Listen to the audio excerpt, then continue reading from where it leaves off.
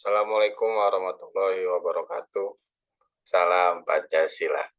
Bagaimana kabarnya murid-murid kelas 12 yang pekan ini akan menghadapi PTS ganjil, penilaian tengah semester ganjil. Hari ini saya akan membedah kisi-kisi PTS PPKN semester ganjil dan akan ada pembahasan soal. Jadi contoh soal-soal yang akan keluar dalam PTS ganjil besok. Oleh karena itu, tolong diperhatikan dan saya selalu mendoakan agar murid-murid kelas 12 mendapat nilai yang optimal, mendapat nilai yang bagus-bagus ketika melaksanakan PTS besok. Kuncinya satu, baca soalnya dan temukan kata kuncinya untuk bisa menemukan jawaban di option. Karena ada beberapa option yang mirip-mirip sebagai pengecoh. Oleh karena itu, selamat menyaksikan. Kita akan masuk ke step yang pertama, yaitu pembahasan kisi-kisi. Baik, ini akan saya perbesar dulu kisi-kisi PTS PPKN kelas 12 semester ganjil tahun 2022. Pertama, kisi-kisinya adalah tentang hakikat hukum. Jadi nanti akan ada soal tentang pengertian hukum, kemudian juga mengenai hukum itu sendiri. Seperti itu, kenapa harus ada hukum di sebuah negara.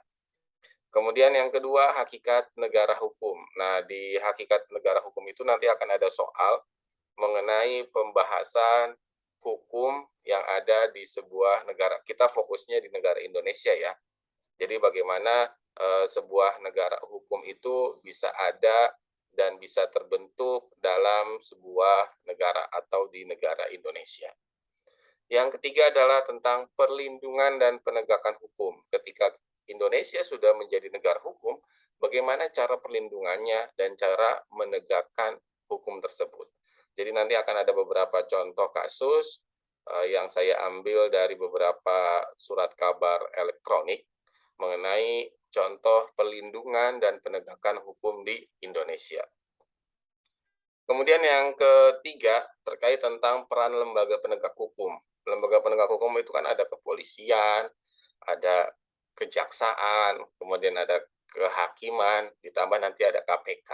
Nah, nanti akan ada beberapa stimulus, kamu harus menjawab lembaga penegak hukum yang dimaksud, tugasnya, fungsinya, seperti itu.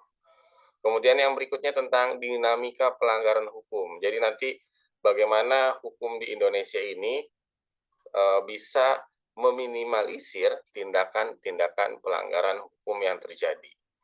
Dan yang terakhir, terkait tentang sanksi atas pelanggaran hukum. Sanksi itu kan bisa saja hukuman maksimal, hukuman mati, atau hukuman penjara seumur hidup. Kemudian ada lagi hukuman penjara, kemudian ada juga kurungan, dan ada denda, serta hukuman tutupan, dan hukuman tambahan lainnya. Nah, itu kisi-kisi PTS yang akan keluar dalam PTS minggu depan. Sumber belajarnya dari mana? Pertama, kamu bisa latihan soal, bisa membaca dari buku paket YPI, pilihan ganda bab 2. Jadi kita fokusnya hanya di bab 2 saja ya. Kemudian yang kedua, buku mandiri, pilihan ganda bab 2. Kemudian buku KBM, pilihan ganda bab 2, serta PowerPoint di Google Classroom. Karena untuk PTS kali ini soalnya itu ada 50 nomor pilihan ganda. Jadi kamu harus mengerjakan 50 nomor pilihan ganda dalam waktu 90 menit. Nah, nanti pilihan ganda inilah yang akan menjadi nilai yang akan nanti masuk ke rapot bayangan dalam penilaian KD kedua atau bab kedua. Pak, bagaimana kalau tidak bisa ikut, Pak? Nanti akan susulan. Tapi susulannya adalah soalnya uraian semuanya. Jumlahnya sekitar 10 atau 15 nomor. Ya. Jadi itu mengenai sumber belajar kamu. Kemudian untuk pembahasan soalnya kita akan masuk. Saya akan share screen dulu pembahasan soalnya. Nah, ini contoh soal yang pertama. Nanti kamu akan menemukan soal tentang pengertian hukum yang tadi saya sudah jelaskan. Di sini akan ada bacaan, kemudian kamu harus mengetahui pengertian hukum tersebut diungkapkan oleh siapa. Di sini kan nomor 1, hukum ialah keseluruhan syarat-syarat yang dengan ini kehendak bebas dari orang yang satu dapat menyesuaikan diri dari kehendak bebas orang yang lain, menuruti peraturan hukum tentang kemerdekaan. Definisi hukum tersebut dicetuskan oleh siapa? Nah, itu nanti akan ada soal seperti itu. Ini untuk nomor 1 jawabannya adalah Immanuel Kant. Kenapa Immanuel Kant? Nah, di sini harus kamu tahu bahwasanya Immanuel Kant itu ketika dia mencetuskan pengertian hukum atau definisi hukum, ada kata syarat-syarat yang kehendak bebas dari orang yang satu dibatasi oleh kehendak orang lain. Ini sudah sering saya jelaskan di dalam pembelajaran. Jadi nanti akan ada soal tentang pengertian. Bisa saja pengertian tentang penjara, apa itu hukuman penjara, bisa juga pengertian tentang kepolisian, seperti itu. Jadi ini lebih ke arah definisi-definisi. Kemudian yang kedua, nanti akan ada contoh soal terkait tentang undang-undang. Seperti contohnya itu di nomor 2, di Indonesia terdapat sebuah payung hukum yang berkaitan dengan hak cipta yang diatur dalam undang-undang. Jadi nanti akan ada soal yang berisi tentang undang-undang. Gimana Pak caranya? Caranya ya mau tidak mau kamu harus membaca. Kayak ini nih, Undang-Undang Hak Cipta itu Undang-Undang Nomor 19 Tahun 2002. Itu mengenai Undang-Undang Hak Cipta. Nanti ada juga tentang payung hukum kepolisian di Indonesia, payung hukum kejaksaan. Ya mau tidak mau kamu harus menghafalnya. Makanya untuk PTS Ganjil kali ini hanya 1 bab saja, karena memang materinya yang cukup berat terkait tentang hukum. Kemudian contoh soal yang ketiga, nah nanti di contoh soal yang ketiga itu akan ada soal yang isinya itu data-data.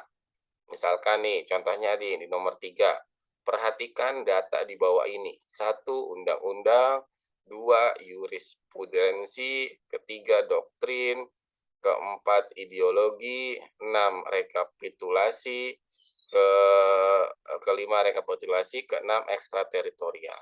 Nah, dari data di atas yang termasuk sumber hukum formal di Indonesia ditunjukkan oleh nomor berapa?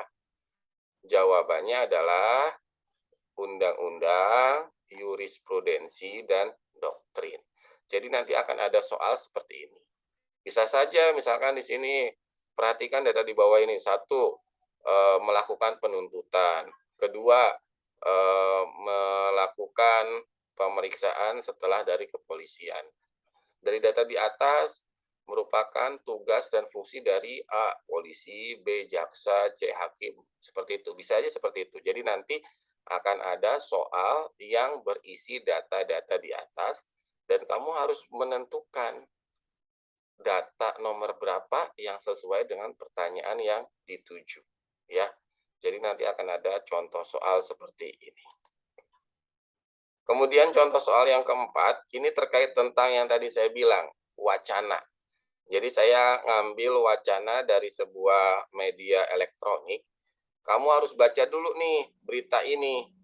Cuplikan berita ini harus kamu baca dulu, agar kamu bisa menemukan jawaban yang dimaksud. Contohnya nih di nomor 4, tentang laporan dari Komisi Perlindungan Anak Indonesia. Kamu harus baca dulu nih. Nah, barulah kamu masuk ke pertanyaannya. Dari situ kamu akan dan harus menemukan kata kunci untuk bisa menjawab pertanyaan ini. Contohnya nih, di nomor 4, dari berita di atas, maka peranan yang dilakukan oleh KPAI, P2TP2A, kepolisian, dan sekolah dalam menangani kasus perundungan merupakan contoh perwujudan nilai-nilai yang terkandung dalam Pancasila, yaitu nilai, jawabannya adalah subjektif. Kenapa subjektif? Karena KPAI, P2TP2A, kepolisian, dan sekolah adalah orang atau lembaga yang melakukan dan menangani kasus-kasus perundungan atau bullying. Jadi subjektif itu dia yang menjadi pelaku atau tokoh utama untuk menangani kasus-kasus tentang bullying atau perundungan. Ya, jadi nanti akan ada soal wacana seperti itu. Dan yang terakhir, ini yang saya bahas terkait tentang lembaga-lembaga negara yang bertugas untuk mengawal hukum di negara Indonesia. Sebagai contoh nih, ini nomor 5, lembaga yang diatur dalam Undang-Undang nomor 24 tahun 2003. 2003 itu berarti setelah reformasi, setelah Indonesia melakukan amandemen konstitusi. Itu kata kunci yang pertama. Undang-Undang nomor 24 tahun 2003. Kemudian kata kunci yang kedua, adanya di ibu kota negara Indonesia. Hanya ada satu di ibu kota negara Indonesia. Kemudian kata kunci yang ketiga, terdiri dari seorang hakim konstitusi. Nah, dari 3 item itu, kamu harus menentukan tuh lembaga yang dimaksud apa. Jawabannya adalah Mahkamah Konstitusi. Karena sebenarnya di pertanyaan atau di data yang di atas itu sudah ada kata kuncinya. Nih, terdiri dari 9 orang hakim konstitusi. Ya pasti jawabannya adalah Mahkamah Konstitusi. Makanya jangan tidak membaca pertanyaan ataupun statement yang menjadi rujukan dari pertanyaan tersebut. Jadi kamu harus membacanya, sehingga nanti akan menemukan kata kuncinya. Baik anak-anakku semuanya, itu saja pembahasan kisi-kisi dan bedah soal kita pada hari ini. Saya selalu mendoakan agar kelas 12, baik IPA dan IPS, dalam PTS PPKN nanti mendapat nilai yang optimal, sehingga tidak ada yang di bawah KKM. Sekali lagi, semangat, yakin usaha sampai, insya Allah kamu pasti bisa. Terima kasih. Wabillahi taufiq wal hidayah. Wassalamualaikum warahmatullahi wabarakatuh. Salam Pancasila.